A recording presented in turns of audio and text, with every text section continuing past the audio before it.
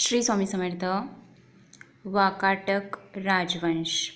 वाकाटक राजवंश की स्थापना 255 ईस्वी के लगभग विद्वान विंध्य शक्ति नामक व्यक्ति ने की थी। इसके पूर्वज सातवाहनों के अधीन बरार विदर्भ के स्थानीय शासक थे। विंध्य शक्ति के पश्चात उसका पुत्र प्रवरसेन प्रथम 275 से 335 ईस्वी शासक हुआ। वाकाटक वंश का वह अकेला ऐसा शासक था जिसने सम्राट की उपाधि धारण की थी। पुराणों से पता चलता है कि इसने 4 अश्वमेध यज्ञ किया था।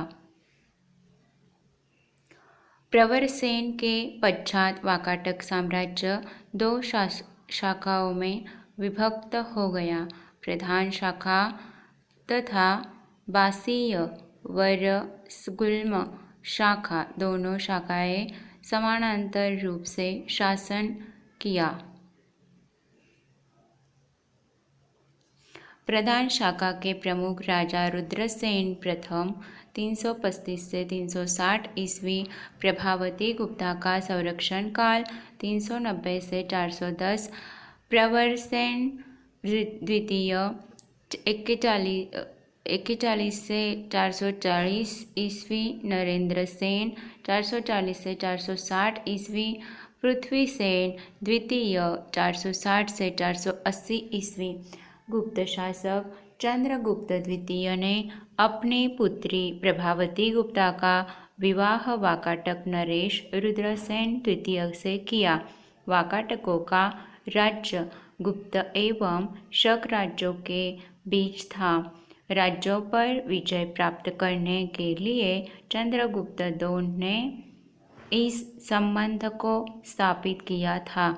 विवाह के कुछ समय बाद रुद्रसेन द्वितीय की मृत्यु हो गई, चूँकि उसके दोनों पुत्र दिवाकर सेन एवं दामोदर सेन अवयस्क थे, अतः प्रभावती गुप्ता ने शासन संभाला। यह काल वाकाटक गुप्त संबंध का स्वर्ण काल रहा। प्रभावती गुप्ता के संरक्षण काल के बाद उसका कनिष्ठ पुत्र दामोदर सेन प्रवरसेन द्वितीय के नाम से गद्दी पर बैठा।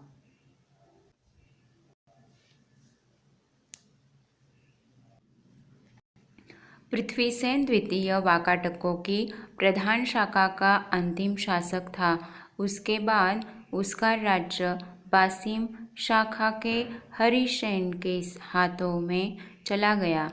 बासिम शाखा के वाकाटक वंश की इस शाखा की स्थापना 330 ईस्वी में सम्राट प्रवरसेन के छोटे पुत्र सर्वसेन ने की थी।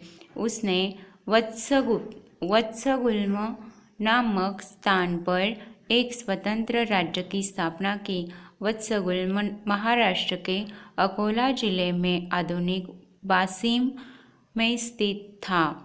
बासिम शाखा के प्रमुख राजा सर्वसेन विंध्य शक्ति द्वितीय 350 से 400 ईस्वी, प्रवरसेन द्वितीय 400 से 415 ईस्वी, हरिसेन 475 से 510 ईस्वी। हरिसेन बासिम शाखा का सर्वाधिक शक्तिशाली शासक था।